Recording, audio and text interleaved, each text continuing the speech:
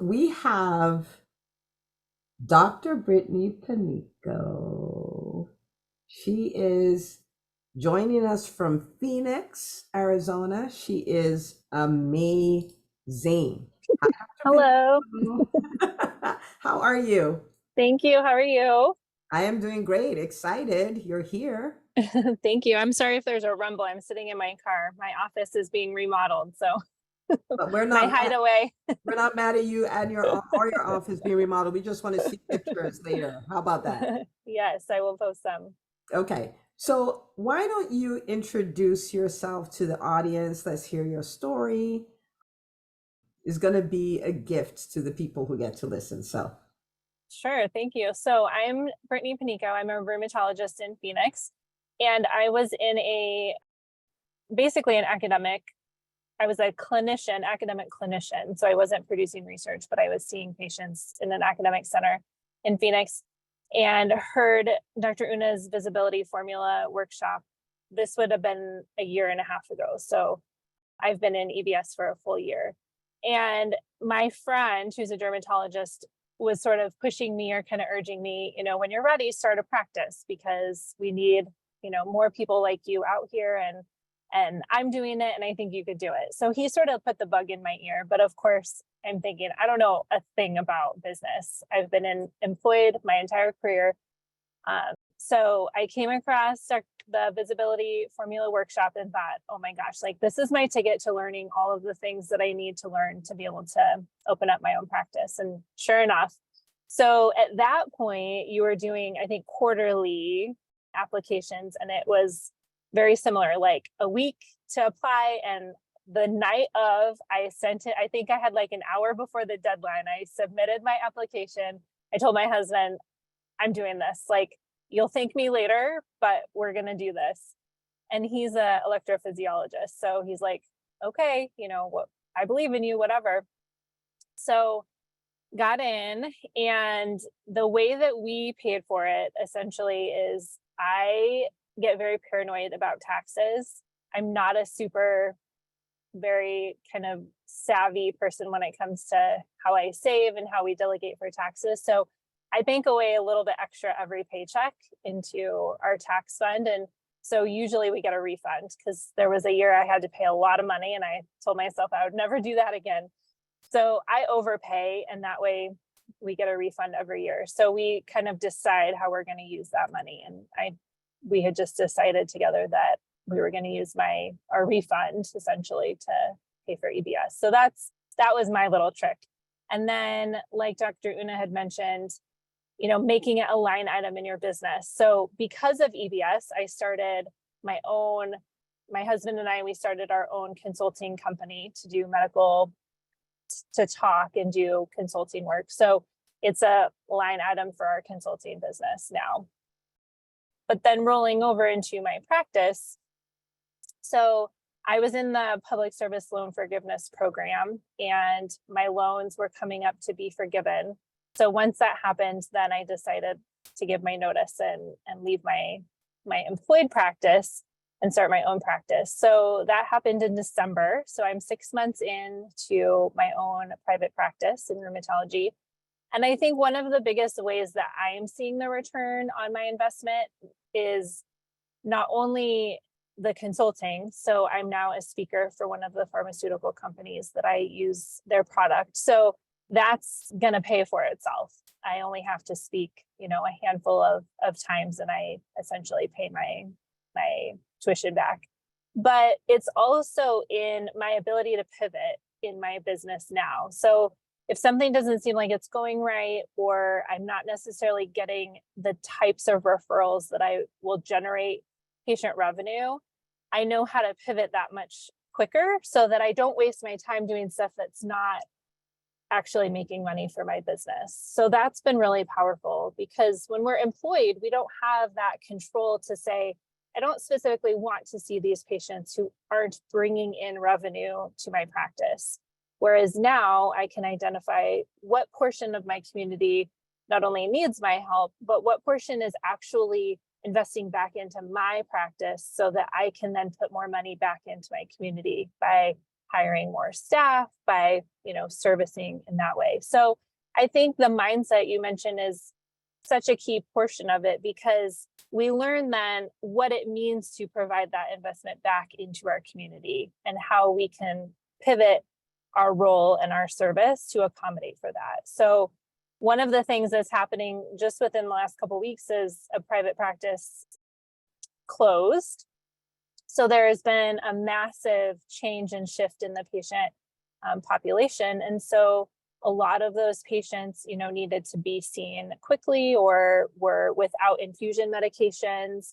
And so we sort of capitalized on that by, increasing our social media, increasing our kind of word of mouth around the community about, we're here, and opening an infusion center. And if you are somebody on infusions, we're here for you. So again, I think it's kind of just being able to take something that you're already good at, get better at it, and be more vocal about, I am the person who can do this for you in this community. And it's just been really great, because that is the return, right? The patient volume, the filling up your schedule quickly, the, being full at 6 months has been my return, because I'm not struggling to see patients, and that's such a big relief. But in the sense, putting in the work that we talk about in EBS, that Dr. Una talks about, that, the success that other people have had, and the tools that they're using to then say, okay, I can apply this to my specialty, my practice. And then also, just to give like a quick aside, because I know some of us have spouses who are in medicine, some of us have spouses who are not in medicine. I also feel like there's a return on the investment within my marriage, because we're communicating much more effectively with each other and what we want out of our future careers. And then also, he's picking up things that are working for me and applying that to his career. And he's been getting offered speaking engagements and being able to sit on, really, really big meetings with people who design things for his field, product development, and things that doors that wouldn't have necessarily been opened had he, not put himself out there, seeing what I'm doing as well. So I think even though he's not specifically, involved in EBS, he's listening and seeing what I'm doing and thinking, okay, if I apply these tools to my job, I can get these things too. And so collectively, our family income has increased because of that as well. So I think that can apply to people, getting promotions in other areas too, by seeing the things that we're able to accomplish. So the investment is just the seed, like Dr. Una was saying. That's just the tip of the iceberg that starts this big snowball of like all these other things that happen. And a lot of it isn't until months or maybe even a year later. But once it starts to come, it's like it starts happening faster and bigger each time. So that's been really rewarding. Man, okay, so tell your husband to expect an invoice from EBS. I'm kidding. Yes. He's piggybacking off of, yeah. Just say, okay, we know now. So, but Yeah. okay, so hear this, right? And Dr. Panico is not the first person to say this. This is something you hear time and time and time again, of the impact it has in marriages. Because EBS, it's a business school. Today I was thinking about it. I was like, I won't be shocked if like in 5 or 7 years we rename this school, because it's so much more than business. When we say dream business and dream life, this is what we're talking about, where now the marriages are better, now the communication is better, now your spouse is seeing you do certain things, and and it's not like they didn't have value for it. That's not what I'm trying to say, but they look at you different. Like my wife, my husband's a total boss. Like, do you see what's going on here? It's so crazy to see that, because you, the person, this is about you becoming an entrepreneur. And entrepreneurship is like almost the best personal development program there is out there. Like that's just what it is. Now, Dr. Panico, you just dropped so many nuggets. I don't even know where to start from. So, but I will ask you this, because I want people to get this perspective. You were in the business school for almost a year before it was time for you to start your practice. I have that right, correct? Yes. Okay. Because I want you to see this now. Again, this is an example of that mindset that I am my best appreciating asset. She was not saying deciding to start a practice the next day, but she was like, I'm going to do the business before the business. I'm going to learn the skills. I'm going to learn what I need to do. But that's what put her in a position where you heard her say, at 6 months, I'm full, in a place where private practices are shutting down. She's like, at 6 months, I'm full. I'm not struggling to see. Then think about this.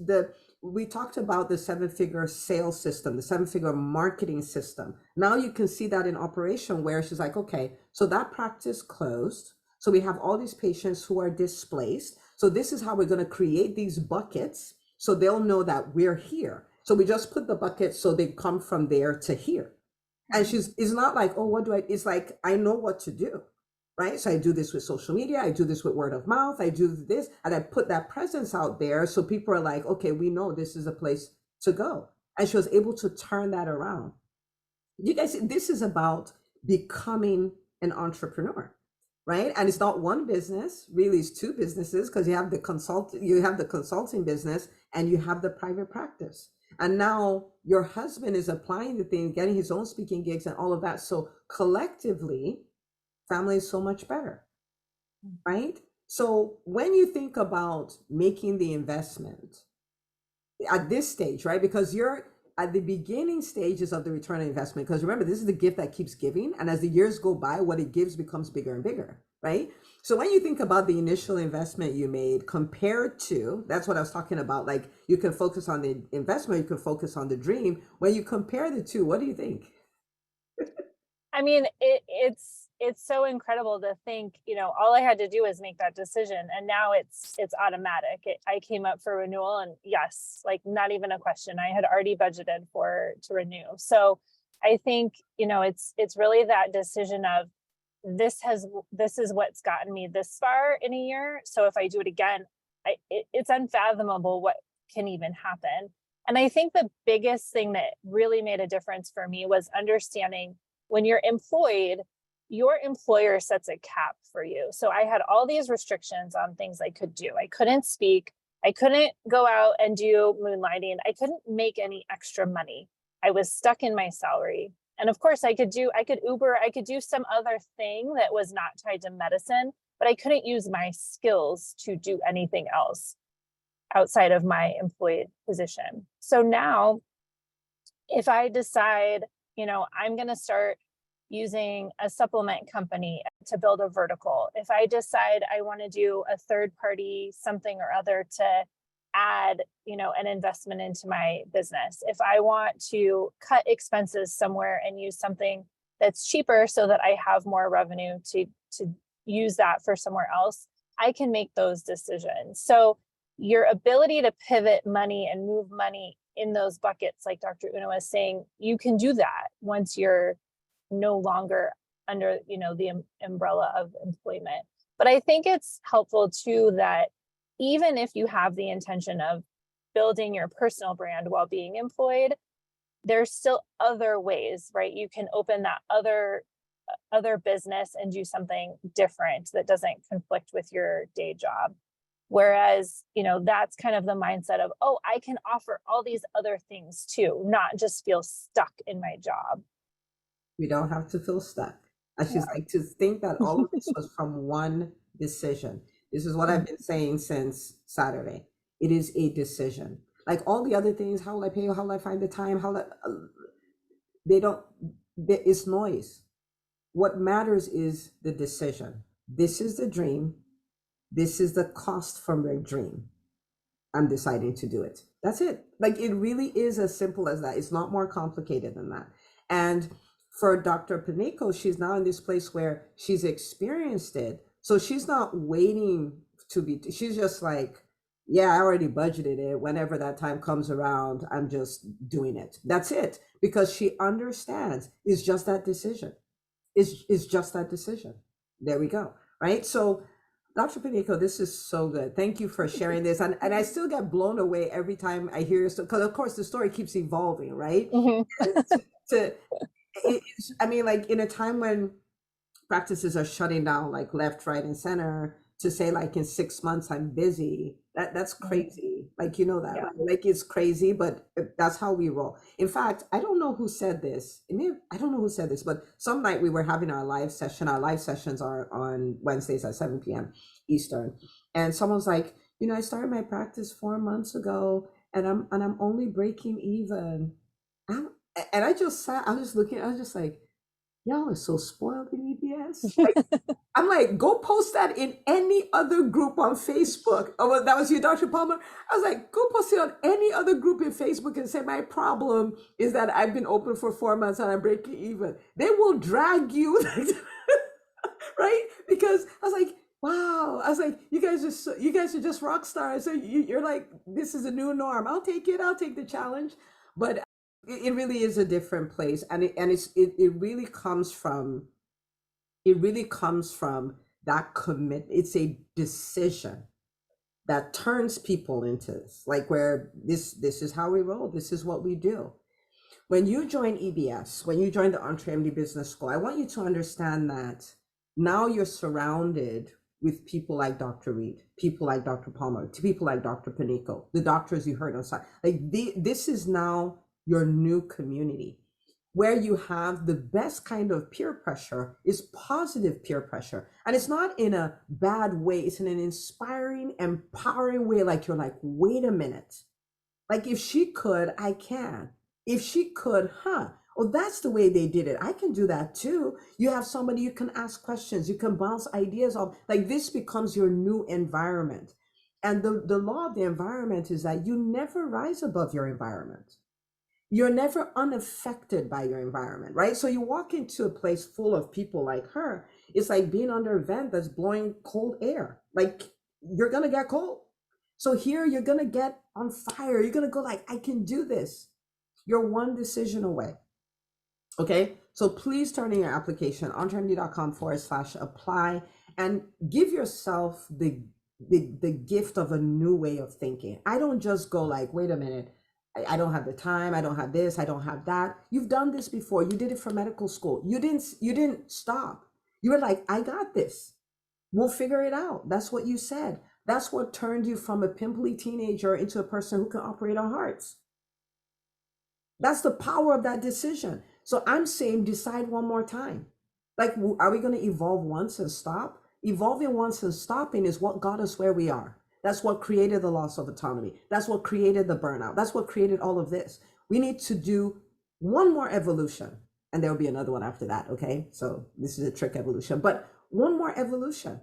Like I am MD. What can I be? An MD plus entrepreneur, savvy entrepreneur. Can I be this? Can I be that? We're getting to the stage where we're going to start talking about, as EBS, about disrupting industries. Like I'm in my industry, I'm going to disrupt it. I'm not going to complain about anything anymore. We're going to fix it, right? That's another evolution. So evolve. All right. So the old you used to say, oh, I don't think I can afford it. I don't think I can do it. What if it doesn't work for me? No, this is a new you. Embrace the new you. Okay. Okay. Dr. Panico, what would you say to the person kind of sort of on the fence, right? Like Dr. And I hear you, but there's a but, right? What would you say? And this is a person who wants the dream, right? This is not someone who's cynical and all. This is somebody who wants it, but they're like still a little unsure, right? What would you say to that person? Because we're in EBS, right? Every week. So we're on fire. We're like, yeah, we can do it. Like the more impossible is, the more like, yeah, we can do it, right? But this person hasn't been in EBS yet. Okay, they're around naysayers and all of that stuff. Okay, so what would you say to that person? I would tell you to do it scared, because we all have that gut feeling of like, oh, I don't know if I'm ready for this. That's the feeling that moves us forward. We do have it in us. The money will come. The money is just money. It will come. But the decision to move yourself forward, there's no language to express what that means to you. So do it scared, do it when you're not ready. Just do it. That's been my phrase for this year. Just do it. And I'm trying not to let that voice hold me back.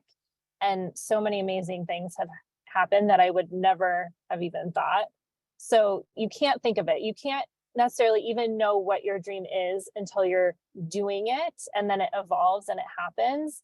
So even if you think this is a portion of your dream, just do it. And we're here for you and we're ready. And the more amazing people that join, the harder we will all push each other and the faster we will all grow together. So I want more really awesome people to join because then I will do better. So I think it's a win-win for everyone. Do you guys hear this mindset? Like, can you see the mindset on display? There's no competition there. There's collaboration. Like, you're amazing. Come on in. I want more amazing people so I can get even better. Like, listen to that. How wild is that? Dr. Panico, thank you. This is so good. And you said something profound. You said many profound things, but you said even if you're not sure what the whole dream is, right? You just know there's a portion of it. That's where we start from. I could not have imagined that I'll be where I am now. All I knew is there's a next step I needed to take, and I took it. There's no way I could have predicted where I never thought I'd be a podcaster. I never thought I'd be doing that. I never thought I'd be talking to doctors. I never thought any of these things. I just knew there's more. I was willing to invest in there's more. That was my business idea. That was my whole idea. There's more. Right?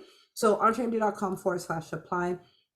And the thing is, if you notice, the decision Dr. Panico made to get in is the decision she used to bring her practice to where she was full at 6 months. Is the same, like, I'm scared, I'll do it scared. I'm unsure, but I'm still doing it. I've made the decision, it's gonna happen. It's the same thing.